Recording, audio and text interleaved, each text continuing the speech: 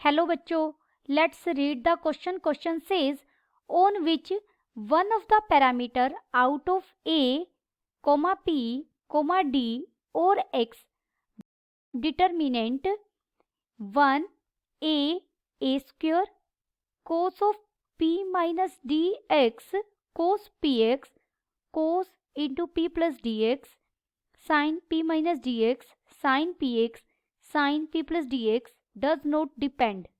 First we see the key concept. Question को हम बहुत सिंपल तरीके से करेंगे, सिर्फ डिटर्मिनेंट फाइंड आउट करेंगे और देखेंगे कि डिटर्मिनेंट पे कौन सा पैरामीटर ए, पी, डी और एक्स में से प्रेजेंट नहीं है. इफ अगर ए कोई भी मैट्रिक्स है 3/3 ऑर्डर की, क्योंकि हमें 3/3 की दी गई है तो मैं इसलिए 3/3 की लिख रही हूँ. A11, A12, A13, यहाँ एलिमेंट होगा A21, A22, A23, third row होगी A31, A32, A33.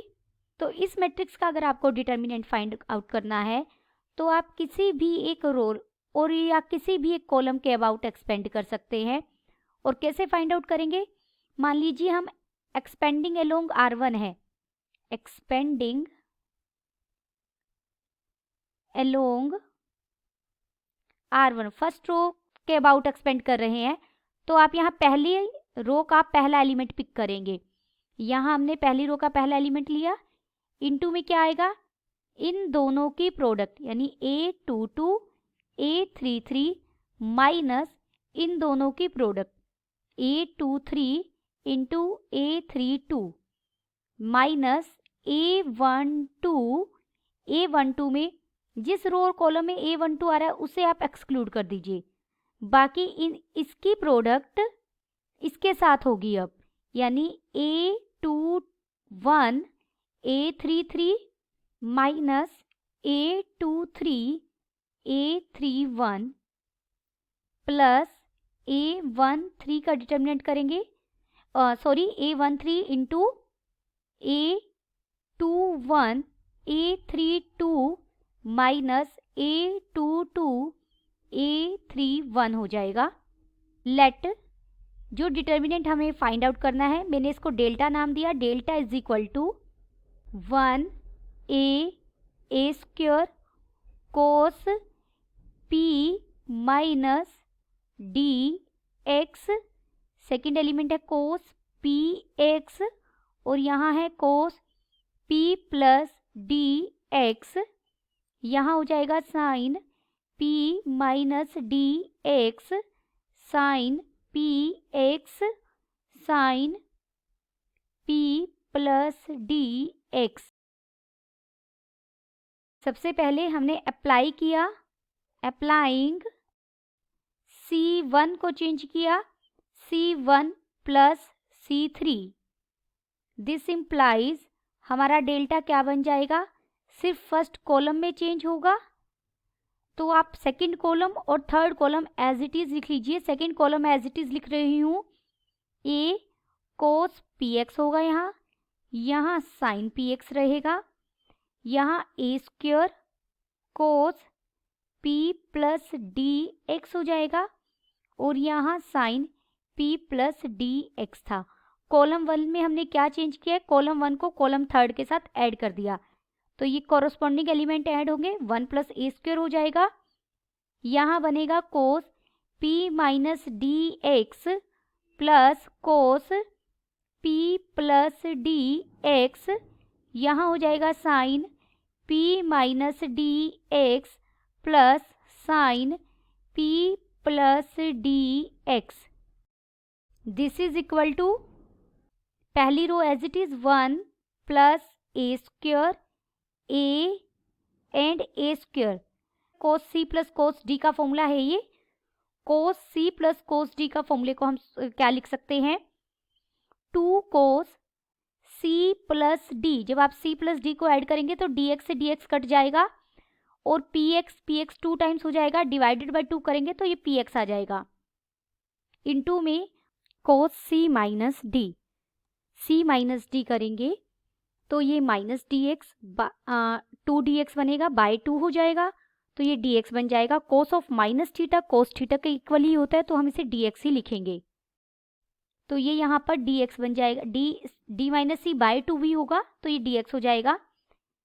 यहाँ पर cos px as it is, ये बन जाएगा cos p plus dx।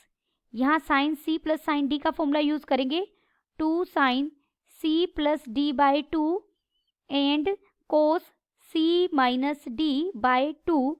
cos of minus theta cos of theta के इक्वल होता है, तो ये dx ही आ जाएगा। यहाँ साइन px बन जाएगा और ये क्या था, sine p plus d into x. अब हम अप्लाई करेंगे ऑपरेशन C1 पर, C1 माइनस 2 कोस dx C2। C2 जो कॉलम है उसके एलिमेंट्स को 2 कोस dx से मल्टीप्लाई करेंगे और C1 में से सब्ट्रैक्ट कर देंगे। Therefore delta is equal to, यहाँ भी कॉलम 1 चेंज होगा, कॉलम सेकेंड और column third as it is आप लिख सकते हैं। कॉलम सेकेंड लिख रही हूँ मैं यहाँ a, ये cos px था और यहाँ साइन px था। ये था a square cos p plus d into X था, sine p plus d into X था।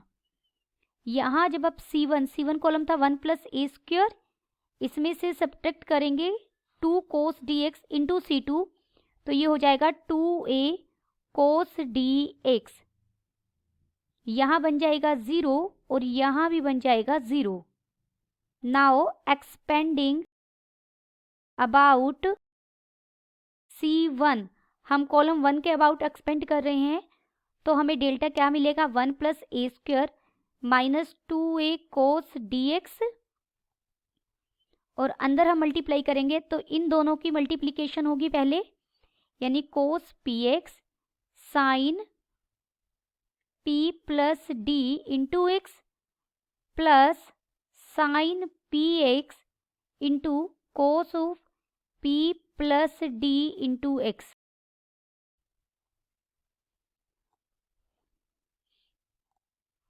देयरफॉर यहाँ से डिटर्मिनेंट किसकी इक्वल आ गया, 1 plus a square minus 2a cos dx, और यहाँ हम फॉर्मूला लगाएंगे sine a cos b minus